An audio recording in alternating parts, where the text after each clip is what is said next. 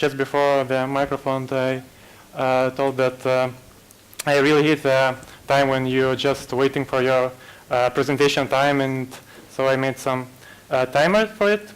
And okay, let's go to the real presentation. And I'm Aurelijus Banelis. I'm a software developer from a company called NFQ, and today I'm going to talk about real-time-first metrics. For those who are new to the term real-time-first metrics, I will use example from, guess what, lunch. And as I'm a software developer, I always try to search for some improvements in every environment. And in this environment, I saw that there's a problem with thermoses, because if we have a big queue and waiting to get to the end of it, and when we finally reach the thermos, we saw that it's empty. And it's kind of a problem, and I think it can be improved. And luckily, on the other arm, there is another type of thermos that has some kind of metric that shows how much it left. So you can choose the better queue and don't waste your time, especially if you're preparing for the presentation. So that is the example of real-time metrics in the real world.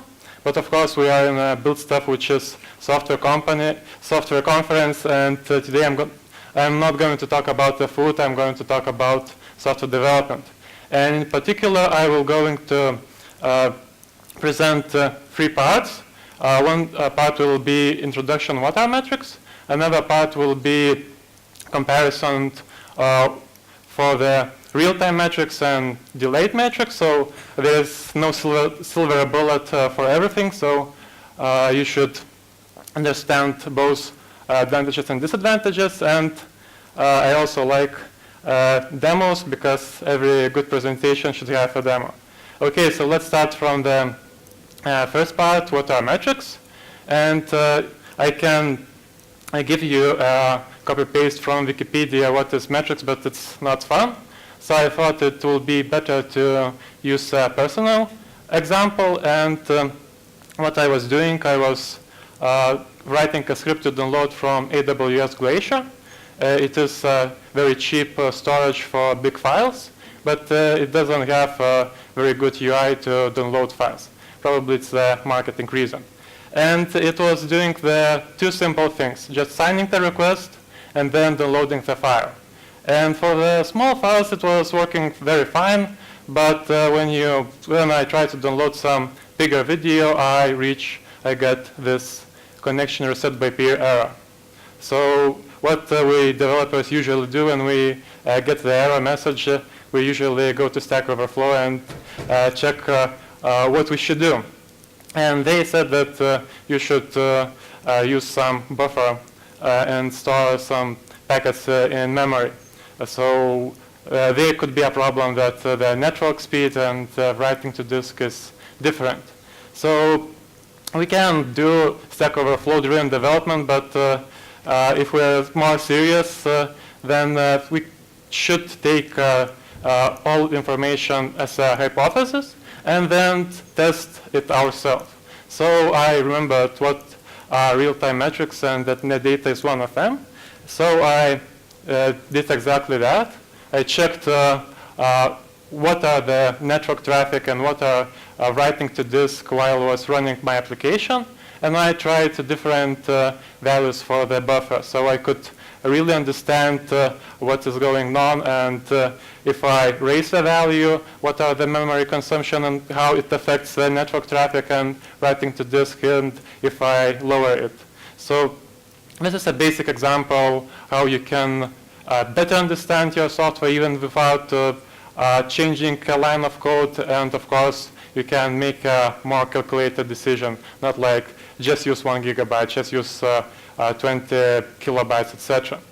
And now you can think that, yeah, it's a kind of simple application, simple example, but we are in a conference like Build Stuff, and everybody wants to build very scalable software. So what real-time metrics has to do with big software?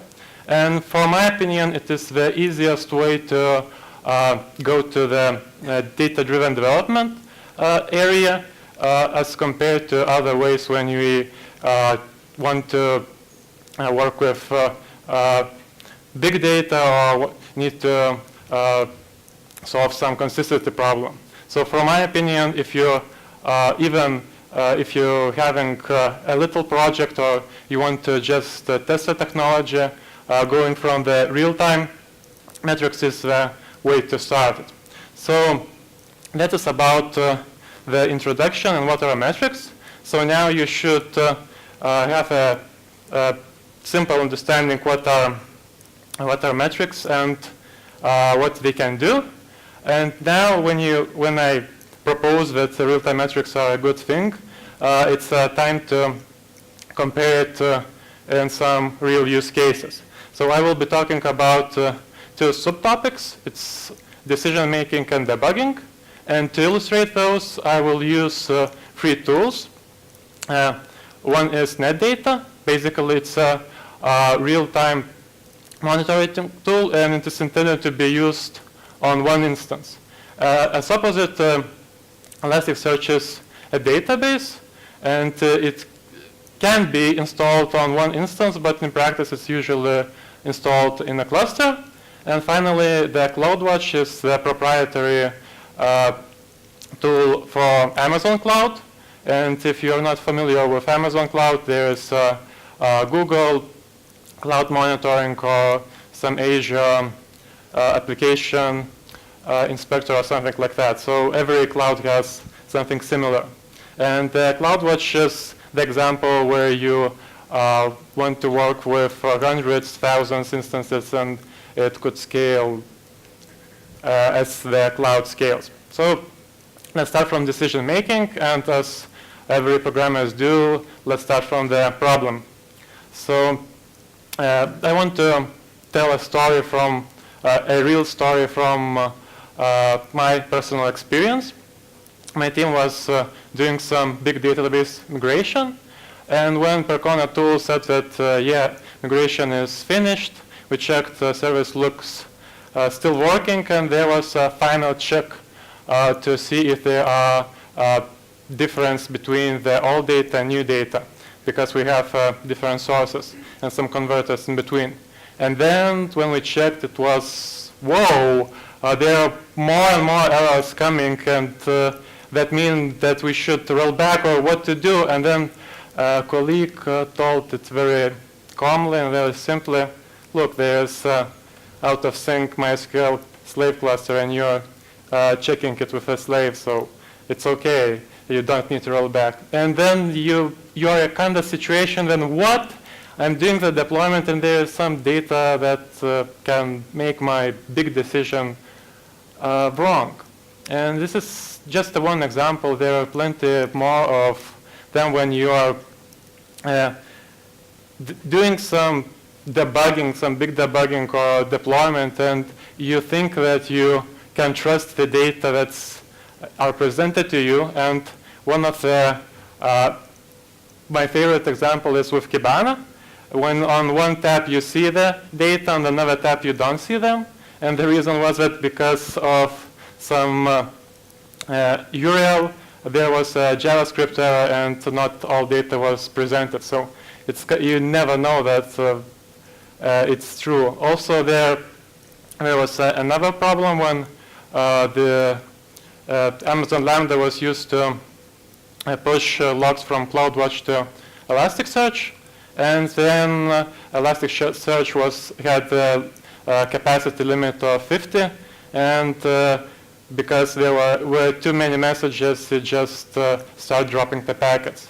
And when you are testing some big infrastructure and you saw that there are no new messages, you can think that, hey, something wrong. I am testing it again and again and still not working, but after a minute or 10, you just receive all the message because of retrying. It takes a lot of longer. And the final example is just in build stuff, we heard a lot of talk about serverless, about Lambda functions and all that fun technologies. And when you execute a Lambda function, you want to see what's really happened. And when you're refreshing the CloudWatch logs, you can get the first message, and then you refresh. Okay, now the final log message is received. So it's kind of, you need to have understanding that all data that you get can be wrong, and it feels wrong, especially if you're doing some debugging a lot of time, or you're doing some very impactful stuff like deploying. And then during those situations, you want to have some tools or some infrastructure to just check what is really going on. And then I found NetData, and it has two benefits. First of all, it is closest to the source as possible, because it is installed on the actual machine, so you can just SSH to it and have some port forwarding to see the dashboard, and it looks something like this. So if there are some error, you can get the insight instantly and understand what's really going on. And the good thing is that you can combine different monitoring tools. For example, you can have both CloudWatch, Elasticsearch, NetData, Datadog, whatever you like. So just having the opportunity to check the real data is one advantage, but we are humans, and just watching the logs are fun, but are not very useful. The usefulness as a software developer is to make computers to watch them and to adapt and do some scripts or some stuff according to them. And one of the example how NetData default implementation can help you is by alerts. And one of the default alerts I found was when I was uploading some video, big video to my server. I got the alert that, hey, if you will still be uploading, writing to disk in this rate after 6 hours, it will be full. So this is a good way then that you can get the notifications that you're probably doing something wrong and you should act on it. And instead, if we compare the CloudWatch, only a few months ago there was no high precision metrics. So for example, if you had error, you need to wait for 1 minute or 5 minutes for the alarm to change from OK to alarm and to trigger some lambda or auto-scaling or etc. So that was kind of odd. And many teams was implementing some custom solutions. For example, instead of Elastic Load Balancer, which is Amazon solution, they were implementing some Nginx proxies just to get the error faster and do the alerting manually. So NetData is one of the examples when you can put all the alerting as close to the source as possible. So there was two benefits of using NetData or the real-time metrics, but of course it is not a silver bullet and there are some disadvantages. And I will talk about two trade-offs. The first one is you can lose the data because for real-time metrics to work, they usually store everything into random access memory and not storing it to hard drive or any other more reliable source. You can see the example from CloudWatch. It is not very visible, but the idea is that there is traffic for one instance, and there's some point where the health check fails, and the CloudWatch just informs auto-scaling group to kill one machine and to set up another machine. So it's very good to have some other monitoring infrastructure on top of real-time metrics, because usually real-time metrics works only at the instance level, but not when you have a cluster or some bigger structure. And another thing that real-time metrics cannot give you are relation and aggregation from different sources. And one of the classical example is deploying new version. If you have a bigger project, you probably want to have one application per instance, or if you want to test if giving more resource will give better performance. So you want to compare not the applications in the instance, but the actual instances. So there's an example from deploying new version. So you can check different metrics and visualize it in a better way than NetData can do. So that's about the decision making. Just a quick reminder, NetData was the good tool if you wanted to get as close to the source data as possible, get more realistic, despite fearing about some errors aggregating them, and Elasticsearch for aggregation, and relation, and CloudWatch if you have a bigger infrastructure. Okay, so let's go to the second part. It's about debugging, and this part is most important. At least I think that. So also let's start from the problem statement.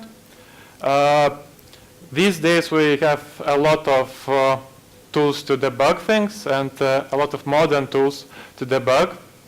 And if I say some debugging tool, you probably will think about IntelliJ, Visual Studio, or another IDE. And you probably are used to some step-by-step debugging when you can stop the application, check the variables, inspect the elements, and in that way understand where are the problems. But it works very well when you're doing some initial development or unit testing, but we all push some programs to production, and I'm talking about web application mainly, and when you get 10 or 20 requests per second, you will get something like this. And or yes, of course, you can do highlighting or filtering, but you still have too much information, and it's very hard to understand it. And at that point, at that point, you think that it can be worse than that, but it can, and you can be dealing with asynchronous code as well. So even with a lot of logs and a lot of information going on, there are some external services, database calls, etc., that can be asynchronous, and that can make your debugging in production a nightmare. So I came to this conference and prepared this presentation mainly for one proposal, and that proposal is to use monitoring tools in your development environment. So you can get familiar with how it could look in the production. So if we, as a developers, are using the step-by-step debugging tool, so we are comfortable with that. But when we actually push something to production, we are very hard in understanding what's really going on. So one more advantage for it is that if you are running those monitoring tools on acceptance test or load test, you can understand how your application should behave when it goes to production. And if you can't understand, then you can add some additional metrics and know the baseline. So it's and the current infrastructure allows you to have all these tools in your local machine without big configuration, a lot of code, additional code. So I will show it in the demo. And yeah, that is my proposal, to use development, use monitoring tools such as NetData in development environment, but also just using them, you cannot test all the cases. And some of the interesting cases, edge cases, are with the network. It's very hard to predict that some parts of the network can fail or took longer than you expect. And for those who were in the keynote yesterday about the chaos engineering, you should be more familiar with the problem. And here you see the example how we debugged the issue for the latency in MySQL database. So before reaching this graph, there was some logs that clients responded with timeout error from the service. But when you check the application logs, everything is green, everything okay. And there was slightly bigger response times, only one availability zone. So that means if you have a data center, it has 3 parts. So if one is down, the others can still be alive. And only in one availability zone, there was bigger spike. And probably the case is that a DNS or some network issue was, so it took longer and clients had a timeout. So when we have such a problem, we also can say, hey, it's a good graphic, only one per, I don't know, month or year, so it's good. But the thing about the main idea behind looking at the graph is to make a decision. So if we cannot eliminate that problem, we need to adapt our code. And how many of you have services with increase or decrease functionality? Yeah. And then one of the solutions for that problem was to introduce retrying. And if you have a functionality with increase and decrease and you retry it, then your application data is invalid. So to do that, we needed to adapt both the client and the service. So we send the final value, not the action to increase or not the action to decrease. So same request can be repeated and will not corrupt data. And by doing that, we can mitigate some errors like this. And another interesting example is when you have a lot of instances, there's, I can even have a laser. Okay, so here there's some spikes, but everything looks normal, and then the suspicious part is here. And something about this time, there was a lot of error from the car lines. And flat line usually means that you reach some limitations of some software, network, or proxy, etc. And what is good about having monitoring is that you can have an overview, and then you can dig down and see what's the error. And when the network traffic of each interface was displayed as a stack, so you can see that there's about the same amount for the blue and yellow or something like that instances, but for the green one, there's not enough traffic, so errors were in from the green instance. And the problem was that there was an image generating service, and there was a proxy that redirected everything to the internet. And the instance of the proxy was lower, not resourceful enough as the instances that generating the images, the network traffic, so you could see the flat line here. And this also gives the example and the answer if you wonder, can we just log everything and push to the network, to the centralized service, so you will get something like this, because you can just make your network full and no good request will pass through it. So my point is that you should understand that there are different ways of monitoring, and you cannot test everything locally. So that's about the debugging. And as I mentioned, this is the most important part. If you will get anything from this presentation, so go home and try some real-time monitoring tool on your development environment. Try sending some custom metrics and see those while you're still in development environment. So it will be easier to fix bugs in production environment. Okay, so enough of static slides. Let's go for some demo. And yeah, you could see in the background there was a real application going on, and actually there was this application. It's NetData, and basically when you install the NetData on your machine, you could see something like that. A lot of metrics. For example, the basic ones are CPU, memory, or disk. But what I really like about NetData is that you not only get the aggregated metrics, and to be honest, I don't understand most of the metrics, but that's the point when you get a problem and you can understand it with the tools you have, you just learn more.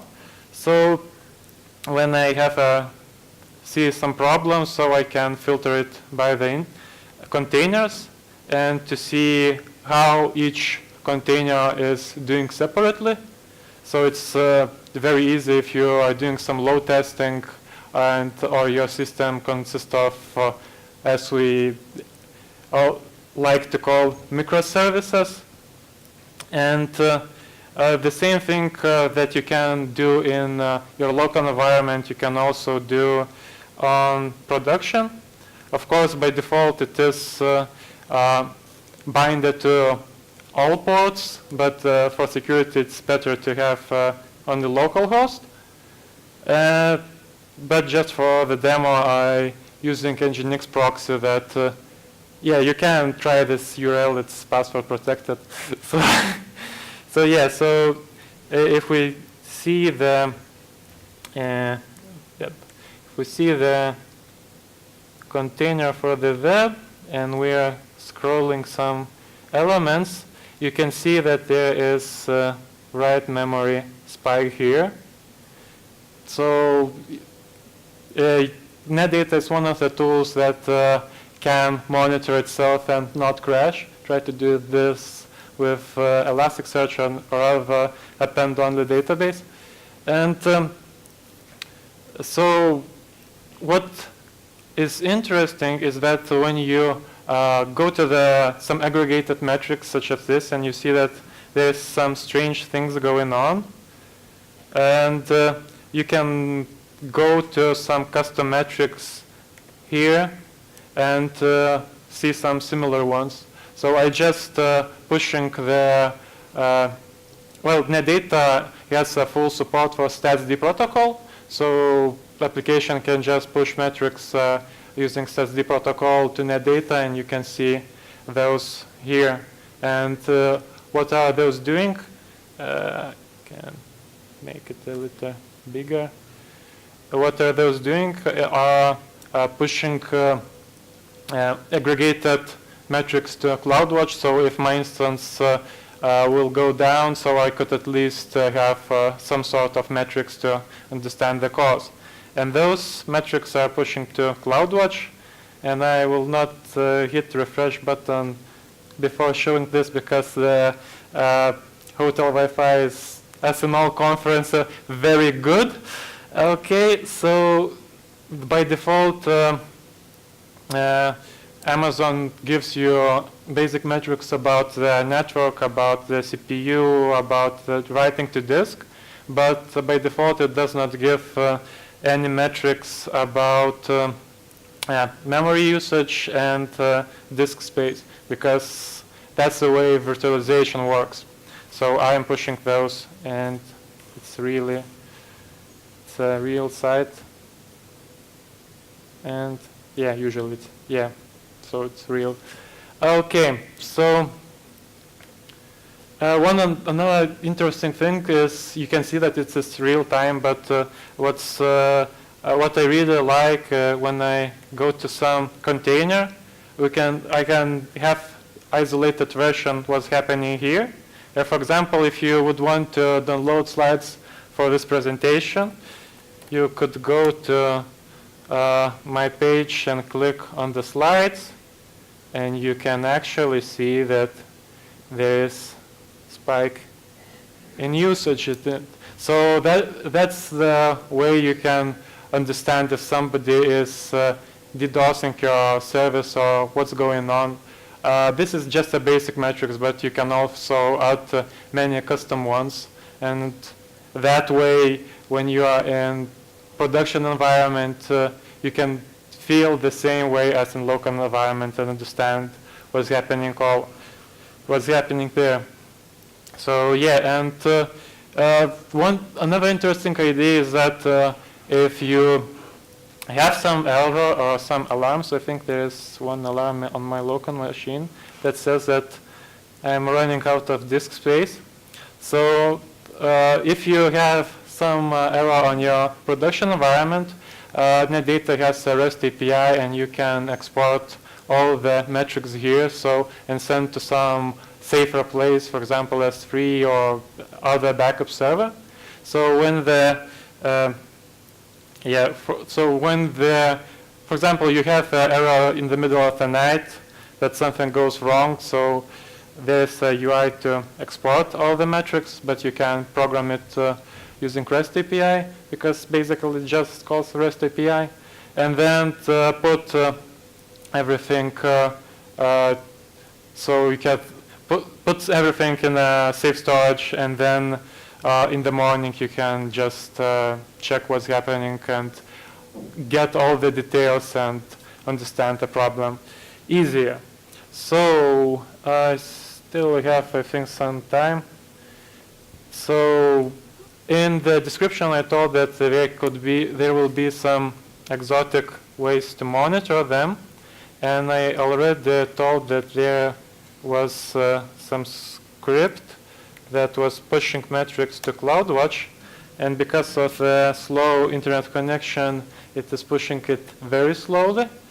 And one of the interesting thing is that it's not a simple bash script, but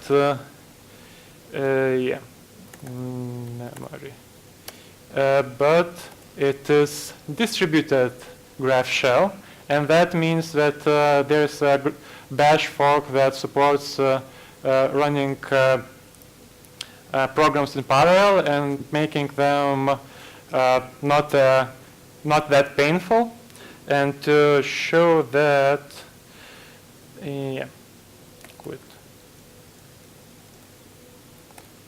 just quitting the Vim. English not. You can also just will check dot. So it can also generate the dot file. That's basically the graph explaining what your program is doing, and so it's easy to tell the colleague what's going on, and because you have that graph explaining everything what's going asynchronously. So what we are doing, we have a curl request to the NetData, then some jQuery parsing to get only the data part, not the metadata. Then T command is something from the bash that copies data to multiple receivers, and then we can do some calculations separate in parallel for free memory, for the used memory, for the cached one, calculate some statistics, for example, minimum, maximum, average, or count of the elements. Paste command is also from the bash, which just blocks until all the streams finishes. Some AVK magic just to format the text, and the final command is sh.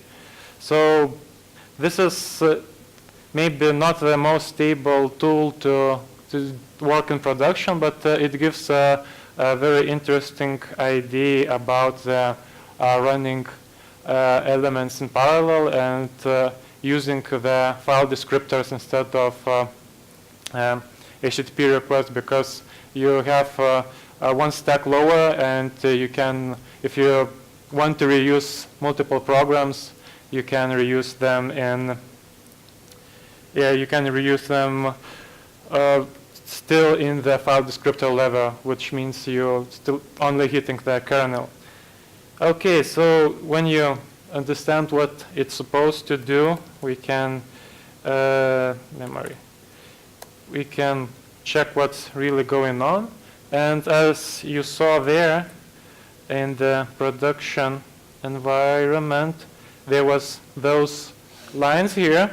So those are generated using the statsd protocol, and what it does, it just sends the string like this, and using UTP protocol to localhost, and that's the default netdata port.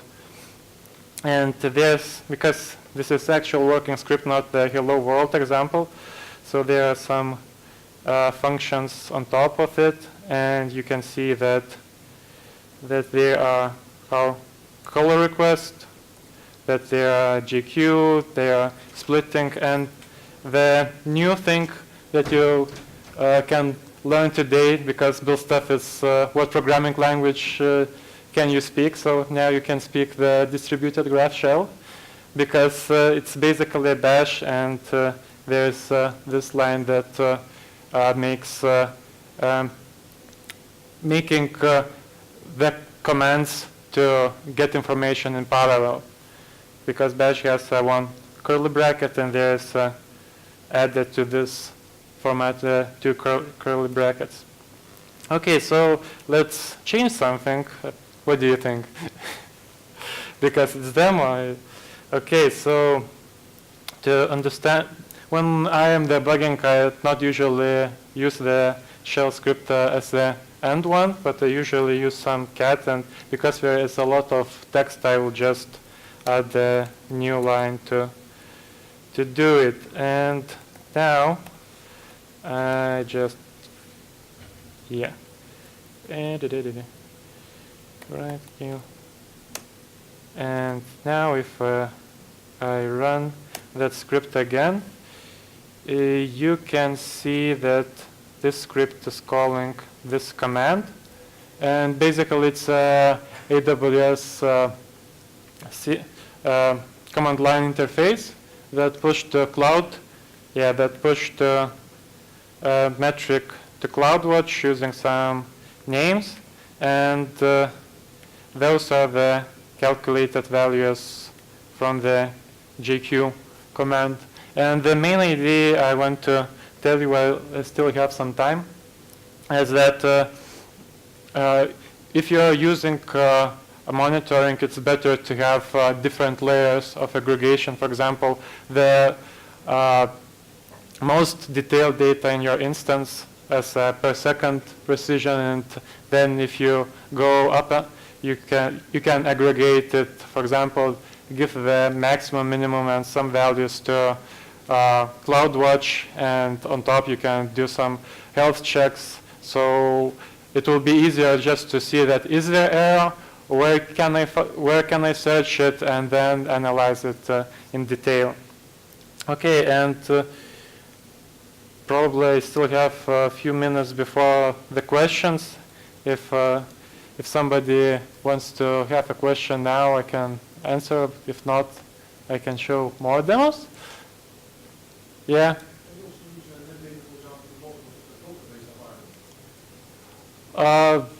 If I understood it correctly,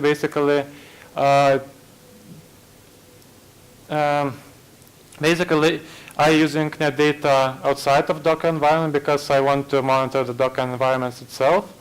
But, well, as you saw from the example, it is reachable from Nginx, so I just can give the IP address that is visible from the Docker. I can mount the Unix port, etc.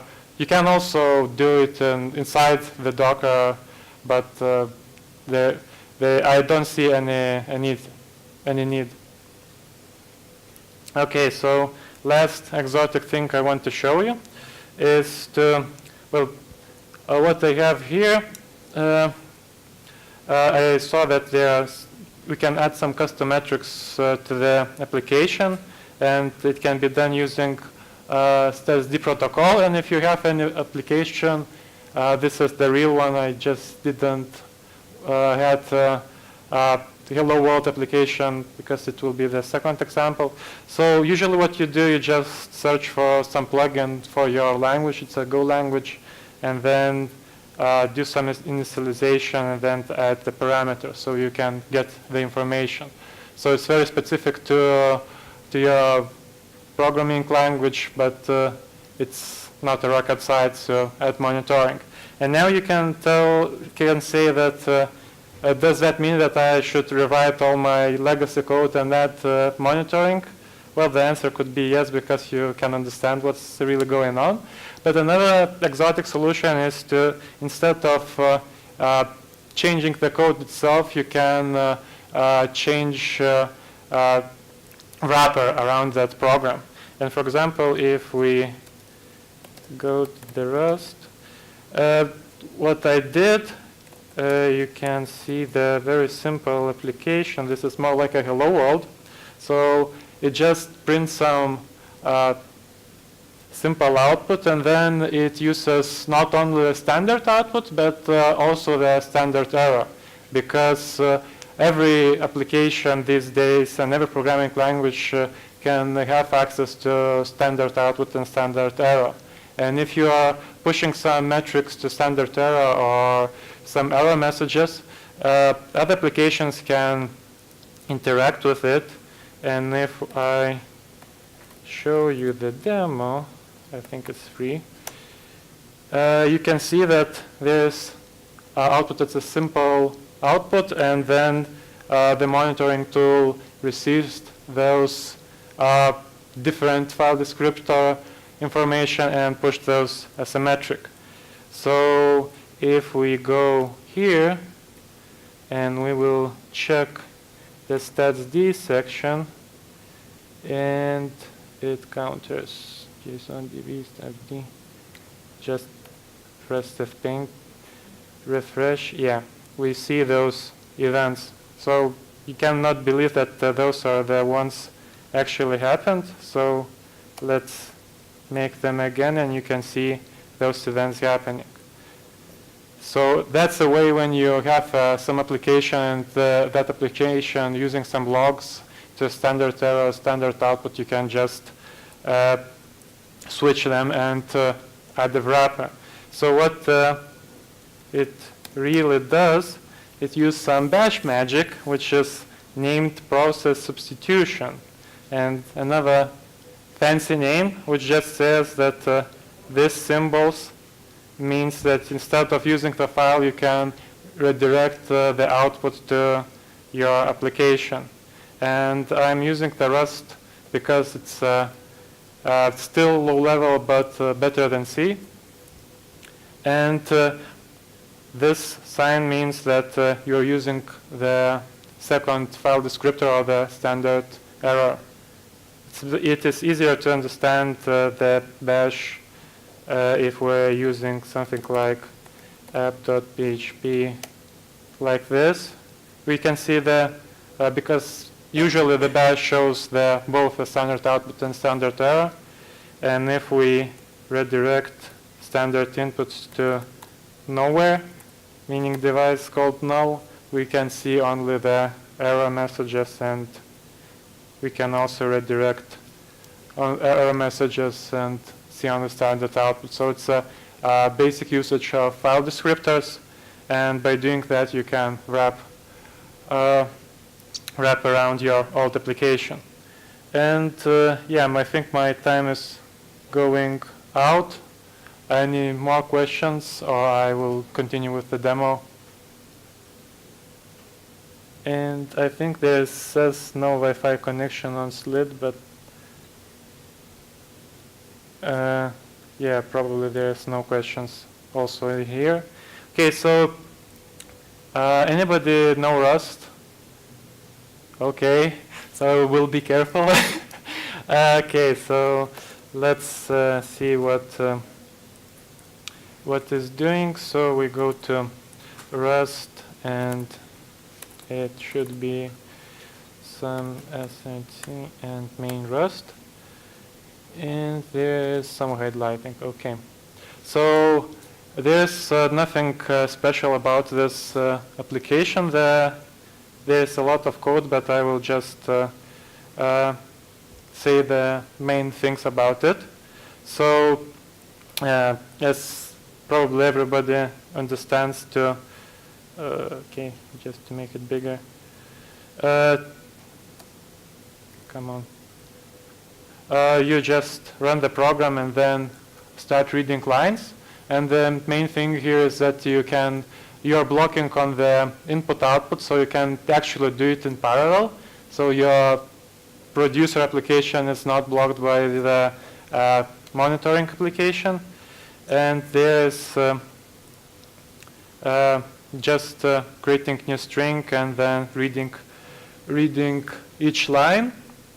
And then if there's no error from reading it, and it's not the last one,